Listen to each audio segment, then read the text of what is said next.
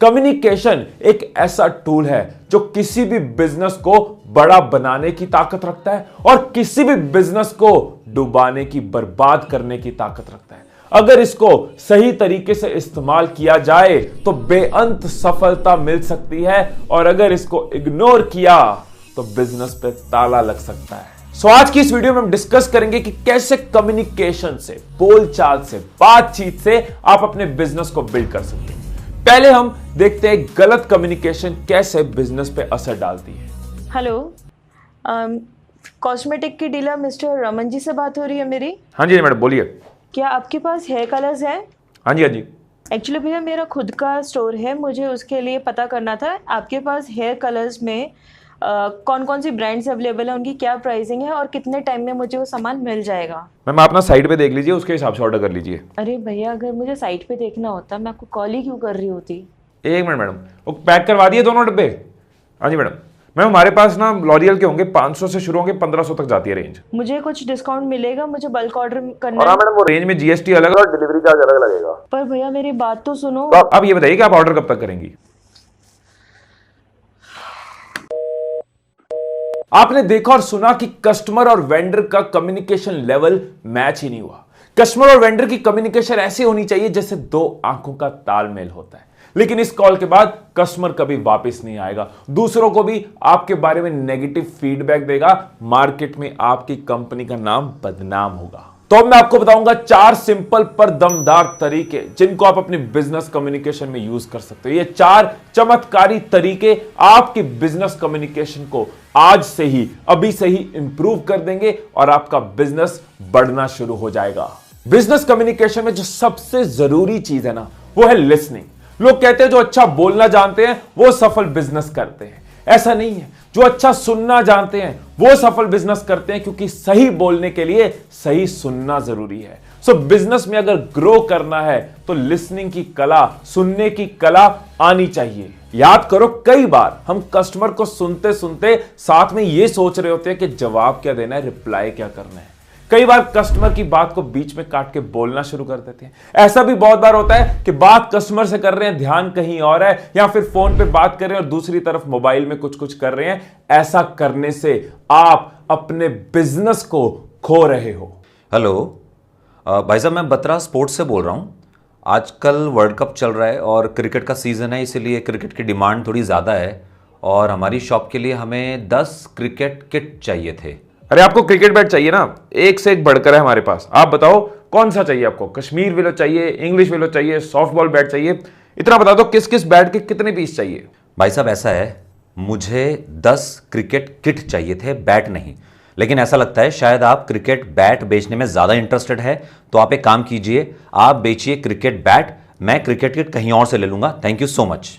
अरे sorry sir, आप सुनिए मेरी बात, मेरा ध्यान जरा दूसरे फोन पे था। आप बताइए क्या कह रहे थे? इस दुनिया में सब बोलने में बिजी हैं, सुनना कोई नहीं चाह रहा। आप सुनिए ना, अगर आप अपने कस्टमर को सुनोगे तो वो आपके साथ कनेक्टेड फील करेगा। आप उसको सही सवाल भी तभी पूछ पाओगे अगर उसको सही से सुना होगा। सो अगली बार जब कस्टमर बोल रहा हो तो उसको सुनो, उसकी बात पे फोकस करो, उसको बीच में काट के कुछ पूछो मत, पहले उसको सुनो।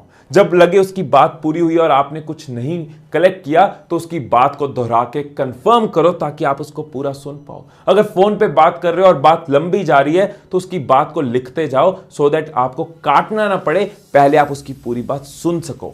पूरी दुनिया वापस जवाब देने के लिए सुन रही है, पर अच्छा व्यापारी कस्टमर को समझने के लिए सुन रहा है, क्योंकि वो जानता है कि हमारे पास एक जुबान है लेकिन 2 कान है। दूसरी बहुत खास चीज जिसका आपको ध्यान रखना है वो है पॉजिटिव प्रोबिंग। जब मैं एयरलाइंस में टिकट सेल करता था तो मुझे आज भी याद है, मैंने एक फोन कॉल पे 1 लाख की डील को पॉजिटिव प्रोबिंग के साथ 3 लाख की डील बनाया था। प्रोबिंग मतलब सवाल पूछना। सवाल पूछना भी एक कला है। सवाल पूछ के कस्टमर की नीड्स को और समझा जा सकता है, उसके बारे में और जाना जा सकता है, प्रॉब्लम को और समझा जा सकता है, उसके हिसाब से अपने बिजनेस को प्लेस किया जा सकता है, बेचा जा सकता है। देखो, 2 तरह के सवाल हैं। एक होते हैं क्लोज्ड एंडेड क्वेश्चन, मतलब ऐसे सवाल जिसमें जो जवाब है वो 1 या 2 शब्दों का होता है। यस या नो में मिल गया, 6 या 12 का जवाब हो गया। एक एग्जांपल देखते हैं। हेलो, यस सर, मुझे HP का एक अच्छा लैपटॉप परचेज करना है। अच्छा ये बताइए कि मैं 50,000 की रेंज में दिखा दूं? जी 50,000 तक चलेगा। आपने देखा, ऐसे सवालों में स्कोप ही नहीं है कस्टमर को और ज्यादा समझने का, मतलब स्कोप ही नहीं है बिजनेस को और ज्यादा बेचने का।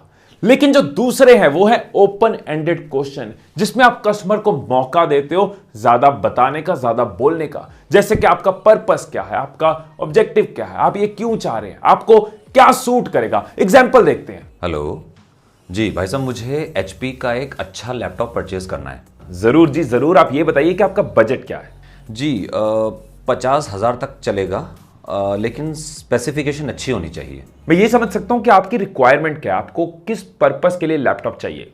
सर मुझे मेरे बेटे के लिए चाहिए जो अभी आर्किटेक्चर वगैरह की पढ़ाई कर रहा है, उसको प्रोजेक्ट मॉडल्स वगैरह बनाने होते हैं, बस यही है सर पर्पस हमारा। सर आपकी रिक्वायरमेंट के हिसाब से आपको थोड़ा हाई एंड लैपटॉप सही रहेगा, क्योंकि आपके बेटे को देखिए ऑटोकैड के प्रोजेक्ट्स बनाने होंगे, कई तरह की एडिटिंग्स करनी होंगी, तो प्रोसेसर जो है वो फास्ट चाहिए। तो i7 प्रोसेसर और एक अच्छा ग्राफिक कार्ड उसके लिए बढ़िया रहेगा। और दूसरा फायदा कि देखिए जितनी देर वो पढ़ेगा तब भी काम आएगा, ये लैपटॉप आउटडेटेड नहीं होगा और उसके करियर में आफ्टर पढ़ाई भी काम आएगा। देखा आपने कैसे प्रोबिंग करी ओपन एंडेड क्वेश्चंस के साथ। कस्टमर के बारे में ज्यादा समझेंगे, अगर उसके रिलेटेड हमारे पास कुछ और है उसको दे पाएंगे। आप ये देखो कैसे प्रोबिंग के साथ आप मौके ढूंढ पाते हो अपने रिलेशन को और बिजनेस को बढ़ाने के। तीसरी चीज जो बिजनेस में चमत्कार करती है वो है एम्पैथी। एम्पैथी क्या है? एम्पैथी मतलब दूसरे के नजरिए से देखना, महसूस करना। ये बिजनेस नंबर सेल्स इनसे ऊपर की चीज है। ये ह्यूमन कम्युनिकेशन है, मतलब दो ह्यूमन इमोशंस की कम्युनिकेशन है। एम्पैथी इमोशंस की बात है। एक एग्जांपल से समझते हैं कि कितना जरूरी है कस्टमर के नजरिए से देखना, उसकी दर्द को महसूस करना, उसकी परेशानी को उसके जूतों में जाके फील करना। सर कल मैंने आपकी साइट से कुछ स्कूल बैग्स ऑर्डर किए थे और उसमें से अधिकतर स्कूल बैग्स खराब हैं। आपके आधे से ज्यादा बैग्स में तो जिप ही नहीं है और जिनमें जिप है उसमें जिप लग नहीं रही है। सर इस कारण से मेरा इतना कस्टमर वापस गया है। मैं आपसे रिक्वेस्ट कर रहा हूं, प्लीज इस चीज को रिजॉल्व कीजिए अभी के अभी। अच्छा ठीक है, आप एक काम करो, आप इस नंबर पे अपना ऑर्डर नंबर मैसेज कर दो, फिर हम देखते हैं क्या कर सकते हैं। सर कल मैंने आपकी साइट से कुछ स्कूल बैग्स ऑर्डर किए थे और उसमें से अधिकतर स्कूल बैग्स खराब हैं।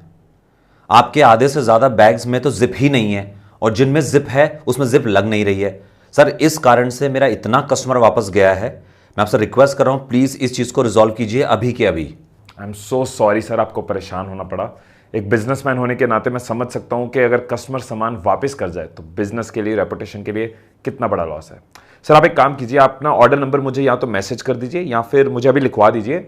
1 घंटे के अंदर अंदर मेरा एग्जीक्यूटिव आपको कॉल करेगा और इस प्रॉब्लम को सॉल्व करेगा। सो एम्पैथी किसी कस्टमर के साथ नहीं, हर कस्टमर के साथ रखो, हर इंसान के साथ रखो। ये कोई टास्क नहीं है कि करना है, ये एक व्यवहार है जिसको जीना है। ये आपके बिजनेस और लाइफ का हिस्सा होना चाहिए। जब आप लोगों के साथ बात करते हो, कम्युनिकेट करते हो, उनकी बातों को महसूस करते हो, उनकी दर्द को महसूस करते हो, उनको नजरिए को समझते हो, तो लोग आपसे ज्यादा करीब आते हैं, लोगों का विश्वास आपके ऊपर बढ़ता है। चौथी और आखिरी चीज जिसका ध्यान आपको बिजनेस कम्युनिकेशन में रखना है वो है कंसाइज। अपनी कम्युनिकेशन को ना एक बार चेक कीजिएगा। जब आप अपने बिजनेस के बारे में, कंपनी के बारे में या प्रोडक्ट के बारे में बताते हैं तो क्या आप बोलते ही चले जाते हैं या आपकी कम्युनिकेशन, आपकी बातचीत स्पष्ट होती है? एक अच्छी कम्युनिकेशन संक्षिप्त होनी चाहिए, क्लियर होनी चाहिए। देखो कैसे आप अपने बिजनेस के बारे में या प्रोडक्ट के बारे में कम शब्दों में ज्यादा कह सकते हो। आपको दूसरे के टाइम का ध्यान रखना है, टाइम बहुत कीमती है, आपके कस्टमर का टाइम आपके लिए जरूरी है।